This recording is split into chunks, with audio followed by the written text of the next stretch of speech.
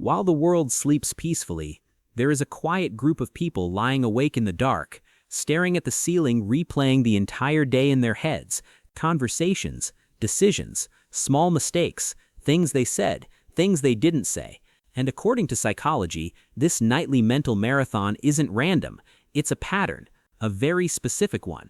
Because overthinking at night doesn't mean you're dramatic, anxious, or broken. It often means your brain processes life differently from most people. Stay with me, because what happens in your mind after midnight reveals more about your personality than your behavior during the day. Let's start with the obvious question. Why does overthinking become louder when the lights go off? During the day, your brain is busy. Notifications, tasks, conversations, movement, distractions. Your attention is constantly pulled outward. But at night, all of that disappears. Silence removes distraction, darkness removes stimulation, and suddenly your brain turns inward. Psychologists call this reduced sensory input. When external noise fades, internal thoughts become amplified. It's not that you start thinking more at night.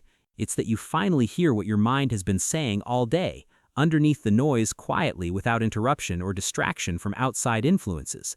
People who overthink at night often have something called reflective processing. They don't react to life instantly. They absorb it, store it, and analyze it later. While others forget awkward moments within minutes, your brain archives them for review. Nighttime becomes the review session. You revisit conversations, facial expressions, tone changes, tiny details most people never notice. This isn't a flaw, it's a mind that searches for meaning. But meaning-seeking requires time, and nighttime provides the perfect environment for that mental deep dive, where thoughts can unfold slowly, without pressure or interruption from daily responsibilities and social demands outside noise. There is also a biological reason.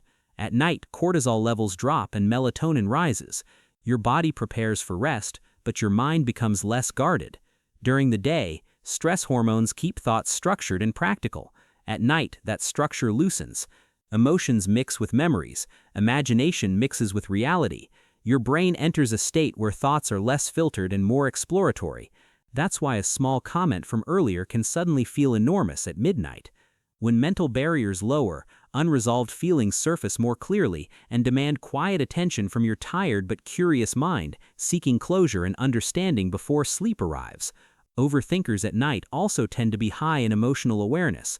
You don't just remember what happened. You remember how it felt. You replay tone, pauses, expressions. Your brain tries to decode hidden meanings. Did they sound upset? Did I say something wrong? Could I have explained it better? This constant analysis is your mind trying to improve future interactions. It's learning. But learning feels uncomfortable when you're supposed to be resting because reflection activates problem-solving circuits instead of relaxation systems that usually guide the body towards sleep and recovery overnight naturally without effort or deliberate thought from you tonight. Another layer is unfinished mental loops. Psychologists call this the Zeigarnik effect. Your brain hates incomplete situations. If something felt unresolved during the day, your mind keeps it open in the background.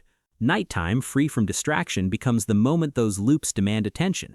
You start mentally finishing conversations that already ended, imagining better responses, rewriting scenes. Your brain wants closure before allowing you to rest. These unfinished thoughts float quietly until silence gives them permission to resurface and occupy mental space that would otherwise be used for peaceful sleep and calm restoration overnight, naturally for most people, usually every night. There's also personality. People who overthink at night are often deep thinkers during the day. You notice patterns, you connect dots, you question meanings. Your brain doesn't accept things at surface level. It wants to understand why people act the way they do. That curiosity doesn't switch off when the lights go out. In fact, darkness encourages it because fewer distractions allow analytical thoughts to expand freely across memories and experiences collected throughout the day, linking ideas and feelings into deeper reflections that continue quietly, without interruption or urgency from outside demands or responsibilities waiting for you tomorrow morning again. But here's what most people misunderstand. Overthinking at night is rarely about the present moment. It's about processing the past and preparing for the future. The present is quiet. Your mind is busy connecting timelines. That's why minutes in bed can feel like hours. Time stretches when thoughts become the only activity, because without external distractions, your perception slows down, and awareness of internal dialogue grows stronger and more noticeable than usual during daytime routines, filled with constant movement and noise around you everywhere, normally throughout busy schedules each day until night returns again for reflection and review, quietly alone. So what does this mean? If you overthink at night, you're not weak, you're reflective, you're perceptive, you're emotionally aware. Your brain simply uses silence as a workspace. The goal isn't to stop thinking, it's to guide those thoughts gently toward rest, because the same mind that replays everything at midnight is the one that understands life deeply during the day. Learning to calm it requires patience and kindness, rather than force or frustration toward yourself. When thoughts refuse to settle down easily each night before sleep, finally arrives for you again, peacefully afterward, with practice over time slowly improving.